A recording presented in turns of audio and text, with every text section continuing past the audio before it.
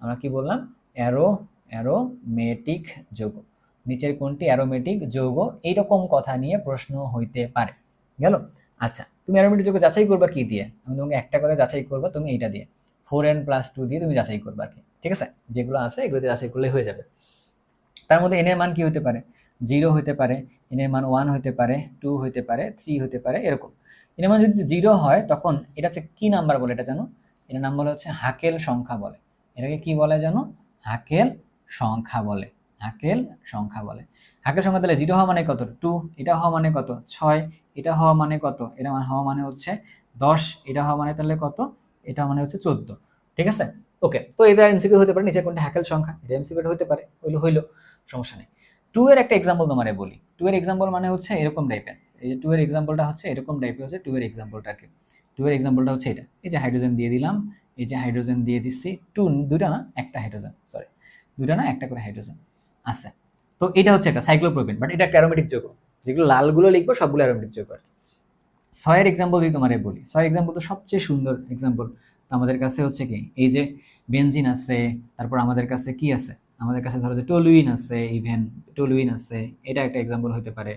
তারপরে ধরো যে আমরা যদি 5 কার্বনের মধ্যে যদি যাই, 5 কার্বনের মধ্যে যদি যাই, তো 5 কার্বন না 4 কার্বন, আর এসে ধরো যে আমরা 5 মেম্বারের দিকে যাচ্ছি, এটা একটা হইতে পারে, এটা একটা হইতে পারে। এটার নাম কি বলো তো, তোমরা একটু নিজেরা বলো, এটার নাম কি তোমরা নিজেরা একটু বলো, এগুলোর নাম কি কি আর কি। নামগুলো প্রশ্ন হইতে পারে চাইলে। তারপর ধরো যে এখানে একটা হইতে পারে, এখানে নাইট্রোজেন দিলাম, এরকম হইতে পারে, একটা প্রশ্ন হইতে পারে। এখন এটার নাম হচ্ছে কি, এটার নাম হচ্ছে ফিউরান। এটার নাম হচ্ছে ফিউরান। এটার নাম কি? এটা হচ্ছে ফিউরান, সরি। এটার নাম হচ্ছে কি? এটার নাম হচ্ছে থায়োফিন।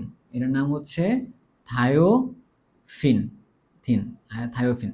এটার নাম কি? এটার নাম হচ্ছে পাইরল। এটার নাম হচ্ছে পাইরল। গেল ঘটনাটা। সো এরকম এই নামগুলো হতে পারে কোনটা অ্যারোমেটিক যৌগ। লাল মানে কিন্তু বলছি অ্যারোমেটিক যৌগের কথা বলছি। আচ্ছা, এইটা দিয়ে একটা এক্সাম্পল যদি তোমারে বলি, তাহলে কোনটা সেটা সবচেয়ে ফেভারিট এন্ড সবচেয়ে পরিচিত, সেটা কোনটা? এটা হচ্ছে আমাদের কাছে এই ন্যাপথালিনটা আর কি, ন্যাপথালিন। আর এইটার একটা এক্সাম্পল বলো।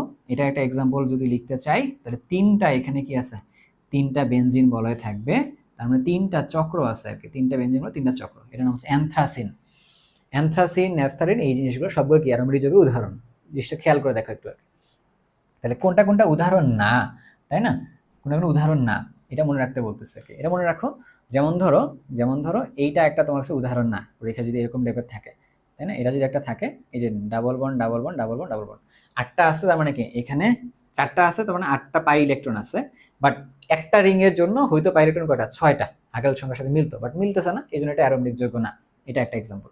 তারপর তোমরা যে এইটা একটা অ্যারোমেটিক যৌগ না, এটা একটা এক্সাম্পলের মধ্যে থাকলো আর কি, অ্যারোমেটিক যৌগ না। তারপরে ধরো যে এখানে ধরো যে কার্বন দিছি, এটা একটা অ্যারোমেটিক যৌগ না। সো মোটা থেকে দেখা গেল পরীক্ষা প্রশ্ন আসবে, নিচে কোনটি অ্যারোমেটিক যৌগ, নিচে কোনটি অ্যারোমেটিক যৌগ না।